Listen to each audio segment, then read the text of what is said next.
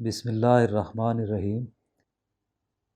Divide and role ایک ایسی strategy ہوتی ہے جس میں کسی ایک طاقت کو چھوٹی چھوٹی اکائیوں میں تقسیم کرنا اور پھر سب پر حاوی ہو جانا ہوتا ہے۔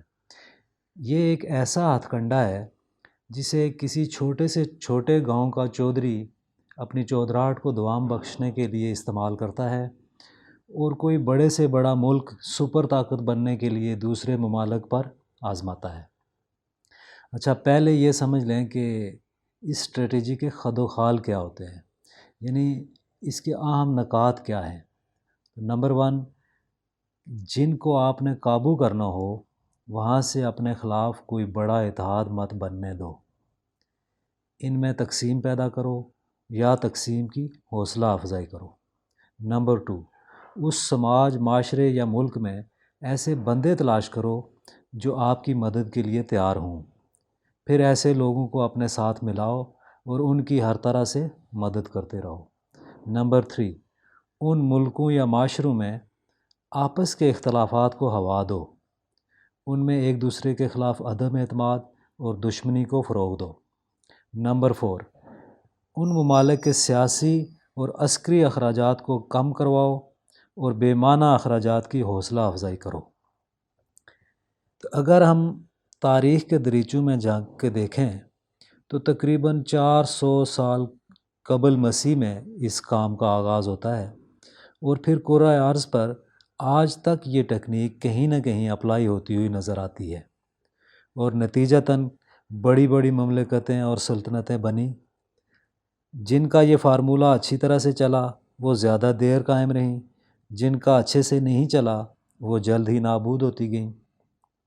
جیسے منگولین امپائر نے اپنی زیر نگین رعایا کو کمزور رکھنے کے لیے کیا کیا کہ وسط ایشیا سے مسلم ایڈمنسٹریٹرز کو چائنا میں تعینات کیا، اور چائنا سے ہن قبائل کے لوگوں کو وسط ایشیا میں جا کے انتظام و انصرام پر تعینات کیا۔ تو اس سے ہوا کیا؟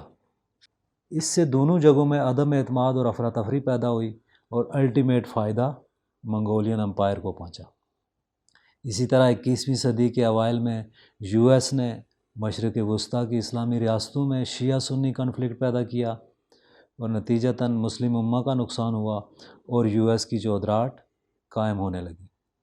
اور آج یمن اور شام وغیرہ میں بھی یہ کنفلکٹ آج بھی موجود ہے۔ اسی طرح بر صغیر میں انگریزوں نے بھی یہی حربہ استعمال کیا۔ 1857 کی جنگ آزادی میں انگریز نے جب یہ دیکھا کہ ہندو اور مسلمان مل کر اس کے خلاف لڑے ہیں، تو اس نے بڑی مہارت سے ہندوؤں اور مسلمانوں کے درمیان بد اعتمادی اور نفرت کا بیج بویا۔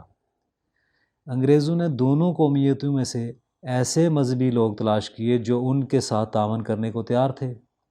انگریزوں نے ہندو پنڈت کو اپنے ساتھ ملایا، پیسے ویسے دیے اور مسلمانوں کے خلاف تقاریر کرنے کا کہا۔ اسی طرح مسلم مولوی کو انعام و اکرام سے نوازا اور ہندوؤں کے خلاف بولنے کا کہا۔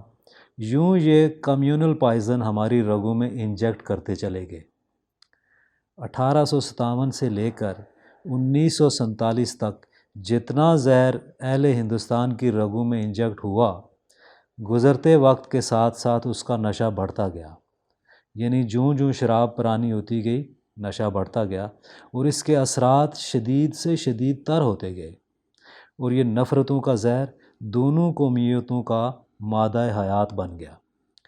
اور اس زہر نے آزادی کے بعد بھی ہماری جان نہیں چھوڑی، بلکہ پہلے سے بھی زیادہ شدید ہو گیا، اور نفرت، بد اعتمادی اور دشمنی ہماری عادت بن گئی۔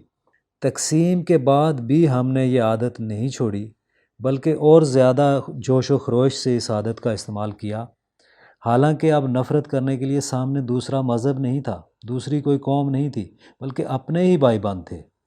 ہم نے اپنی مسجدیں الگ الگ کر لیں، ہم قومیت الگ الگ قوموں میں اور زبانوں کی بنیاد پر ہم تقسیم ہو گئے، یعنی قومیت اور لسانیت میں تقسیم ہو گئے، سیاسی، معاشرتی اور معاشی گروہوں میں بٹ گئے، ہم فرقوں میں بٹ گئے، ذات برادری کے چکر میں الجھ گئے۔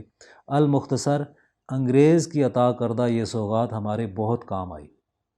صرف یہی نہیں، بلکہ بدقسمتی سے ہمیں رول کرنے کے لیے جو کلاس نصیب ہوئی وہ بھی کالونیل مائنڈ سیٹ کی ماری ہوئی کلاس تھی، فیوڈل سسٹم کے لوگ تھے، اور اس کلاس کو ہمیں رول کرنے میں کوئی دشواری نہ ہوئی، کیونکہ الگ الگ گروہوں، فرقوں، جماعتوں اور پارٹیوں میں رہنا ہی ہماری عادت بن چکی تھی، اور یہ چیزیں ہماری حکمران کلاس کو سوٹ کرتی تھیں۔